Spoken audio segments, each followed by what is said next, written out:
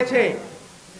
এই স্বৈরতান্ত্রিক রাষ্ট্র ব্যবস্থা কায়েমের কারণেই তারা বিভিন্ন সেক্টরে লুটপাটকারী, অর্থ পাচারকারী এবং রাষ্ট্রকে কিভাবে ভাগ বড়টা খাওয়া যায় ওই চিন্তা ভাবনায় স্বৈরতান্ত্রিক রাষ্ট্রের প্রধান দায়িত্ব ছিল।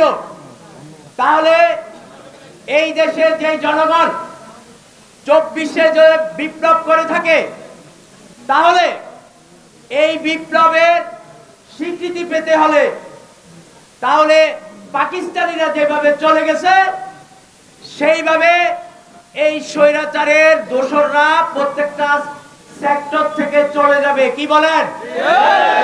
যদি না যায় তাহলে এটা তো বিপ্লব স্বীকার করা যাবে না। আবার যদি এই দেশে পুরনো রাজনীতিবিদেরা জাতীয় ঐক্য করে আবার যদি সংস্কারের আগে এবং বিপ্লবের স্বীকৃতির আগে যদি এই ব্যবস্থায় নির্বাচন দেয়, তারা যদি বলে নির্বাচনের পরে আমরা এই সংস্কার করব, এই দোষদেরকে আমরা আস্তে আস্তে বিতাড়িত করব, এটা হবে তাদের মন গড়া কথা, জনগণের সাথে আবার হবে প্রতারিত। তাই আমরা বিপ্লবী ছাত্র জনতারা সারা বাংলাদেশের বিভিন্ন বিশ্ববিদ্যালয়, বিভিন্ন জেলায় আমাদের বিপ্লবী ছাত্র নেতারা এই আওয়ামী দোসরদেরকে কোথায় আছে ছাত্র জনতা সচেতন, সবাই জানে, তাদেরকে বিতাড়িত করবে।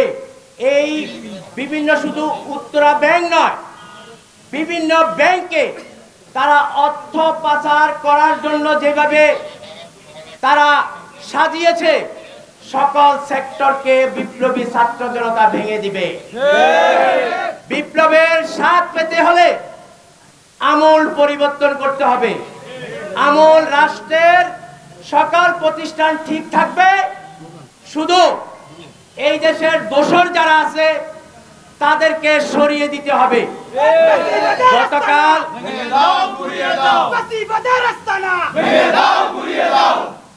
গতকাল আমি সচিবালয় গিয়েছিলাম, ওইখানে স্বাস্থ্য মন্ত্রণালয়ে আমি বসছিলাম কিছুক্ষণের জন্য পরিস্থিতি দেখার জন্য। ওইখানে আমি দেখলাম স্বাস্থ্য বিভাগের যে সচিব আছে এবং স্বাস্থ্য বিভাগ তারা আওয়ামী দোসর যারা আছে, ডাক্তার যারা বিভিন্ন ডাইরেক্টর বসে রয়েছে, তাদেরকে বিভিন্ন বাংলাদেশের সেক্টরে আনাচে কানাচে ট্রান্সফার করতেছে। তাদের সঠিক প্রমাণ আছে।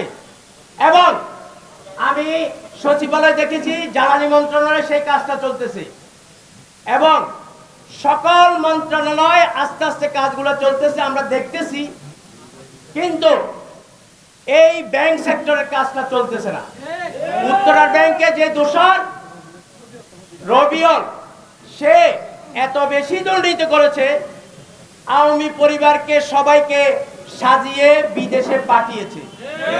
এত বেশি পাঠিয়েছে, তারা বিদেশে বসে ষড়যন্ত্র করছে। তাই বিপ্লবী ছাত্র জনতা এখানে অবস্থান নিয়েছে আওয়ামী দোসর না, টোটাল রাষ্ট্র ব্যবস্থাকে পরিবর্তন করার জন্য। এই রাষ্ট্র ব্যবস্থা যদি পরিবর্তন না হয়, বাংলাদেশের যে সমস্ত বিপ্লবী আছে এই 2024-এ তাদের কোনো স্বীকৃতি আসবে না। তাদের কোনো যদি দলিল না থাকে ব্যবস্থা থেকে, তাহলে 2024-এর বিপ্লবীদের আগামীতে কোনো চিহ্ন থাকবে না। একটা বিপ্লব যদি আপনারা স্বীকার করেন, তাহলে রাষ্ট্র একটি দলিল দিতে হবে। এই দলিল আন্তর্জাতিকভাবে জাতিসংঘের তালিকা হয়, সেই ওইখানে অবস্থান করে, এই দলিল ওইখান থেকে স্বীকৃতি পাওয়া যায়। এটা আস্তে আস্তে হবে। এই দেশে এই বিপ্লবের আমূল পরিবর্তন করতে হলে তাহলে এই ছাত্র জনতার যে নতুন এই কাগজপত্র দলিল এটা দিতে হবে, সেটা হলো একটা নতুন সংবিধান। যাই হোক, আমরা এটা আস্তে আস্তে করব। আমরা এখন গণ অনশন